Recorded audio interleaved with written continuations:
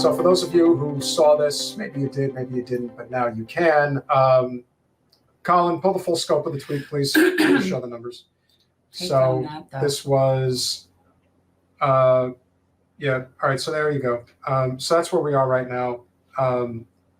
We've gotten over 20,000 retweets, almost 80,000 likes. It's been seen by almost 2 million people. But the message that needs to be espoused. I've gotten some interesting emails. Yeah. So what I will tell you, and this is what I've always said all along pertaining to what's going on in Gaza right now, there is no question that AIPAC reaffirmed their position earlier today that they fully intend to spend $100 million, which is just absolutely incredible, in this election cycle. Even though AIPAC is backing Biden for president, they want you to know that they are going to spend $100 million against currently incumbent Democrats in office to get them out. Why would anybody vote for the president ever again? Why? What's the point? They're basically telling you, we control everything. And we will decide, just at the drop of a hat, we will weigh whether or not we want this guy or that guy. It's just a matter of how much money we want to throw in that direction. And by the way, if you even attempt to speak out against our genocide we're committing in broad daylight, oh, we'll knock you out of office. Why do you think everybody's silent? All right, I have to correct the one thing, though. Jen was not bat mitzvahed in Jerusalem. She was bat mitzvahed near Tel Aviv. Right. It was in a town called Hod HaSharon, which is, outside of Tel Aviv. So for you Zionists out there that are going to listen to this and want to know exactly where, because there have been people debating whether or not you actually were bat mitzvahed in Israel. No, I was.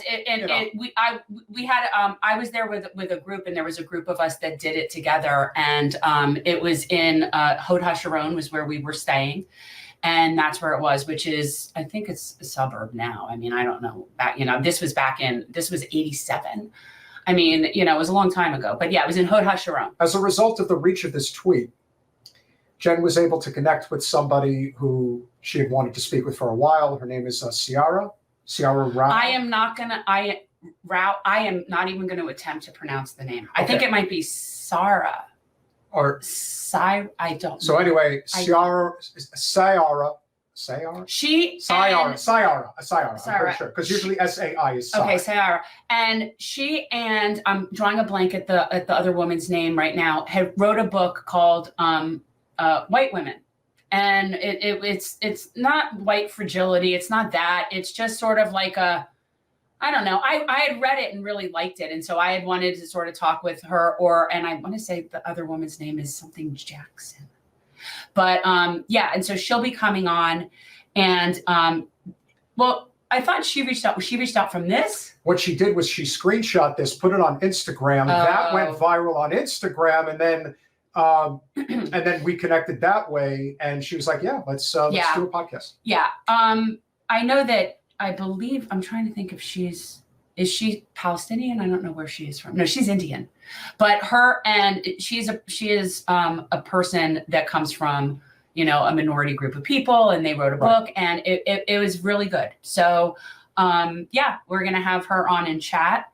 Apparently something here speaks to her. Go figure. She's not for genocide. You never know. Sometimes you find kindred spirits out there in the world. You'd be surprised how many people are not for it. You would be. You would. Given the trajectory, right? Given the trajectory that we're on, you really would be. But I got to tell you, most people are not down with genocide.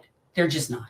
Yeah. We're not with that. So. And the person who has been outspoken the most, because of those of you who have been paying attention, and it was kind of, again, an auspicious moment for this tweet to go viral the way that it did. Over the weekend, there was another March for Gaza all over the country.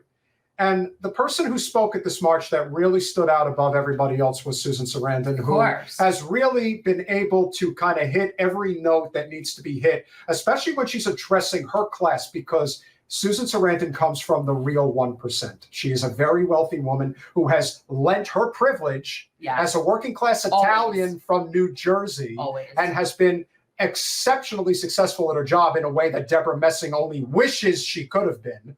This is one of those circumstances where her speech was really addressing the people within her ranks that are afraid to say what she is saying. So here we go.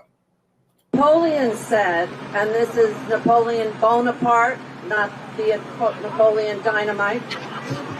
He said, war is when the government tells you who your enemy is.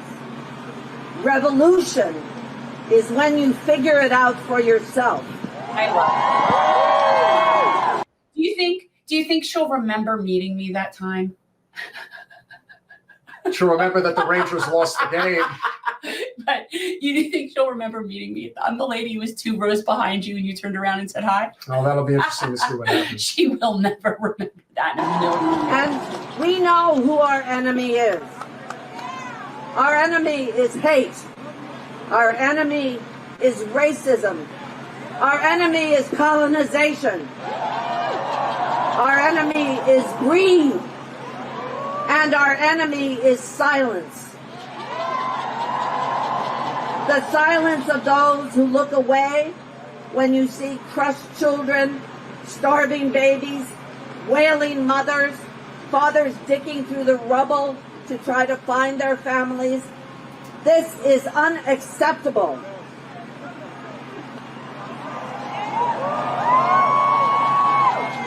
Now, disrupting the narrative of the powerful, fighting for justice can be lonely work. It can be exhausting, but nothing compared to what is happening in Gaza, in Rafah, for the Palestinian people that have been going through this for 75 years. She's right. Yeah, it's actually longer than that, but yeah. It is. And she has the stones. It's over 100. Yep. She has the stones to say what needs to be said. And you're not going to be able to put the genie back in the bottle on this one. You bit off more than you can chew. Netanyahu turned into a hog, as Jen likes to say. She is a Rangers fan, though. Yeah, oh, she's a diehard I'm just putting hockey it out fan. there. Right? Yeah. She's a hockey fan. Yeah. So is Tim. Here we go. Speaking inconvenient truths can lose you your livelihood. It can lose you friends. It may lose you family. But I want you to look out now at this sea of umbrellas and people here, because we are your family. Maybe she'll come on now. Tell her we're family. Do we have the number? She just said we're family. Maybe we could get her on now. That would be great. We'll try. Okay. But Susan is also speaking to the reality that there are people in her ranks that are afraid to speak up. She lost her agency. Yeah. They said, oh, well, yeah, we're kind of in bed with the Israeli lobby, so there's really not a lot we can do about it. Now, we know that we're not worried about how Susan Sarandon is going to make ends meet, and neither is she. But the reality is there's no way that didn't hit her livelihood to lose your representation and whatever other deals she could have had in the work, whatever. But that's the thing. It's not the she point took a hit. It's just relative. So clearly, again, we're not worrying about her, but it's like I hate to reference this, but it's a Jersey thing. The thing I've always wondered about Springsteen in particular and why he never spoke up the way that he needed to, he employs so many people. He is somebody who employs different people in almost every major city that he goes to. And it's why when he does these big events, he's always doing them on a grand scale. He's doing them at stadiums. You got hundreds of people, hundreds of union labor workers that are out there working. Well, if he speaks up and says what he says, the next thing you know, Columbia Records might tell him, yeah, we're not doing your music anymore. You have to be willing to walk.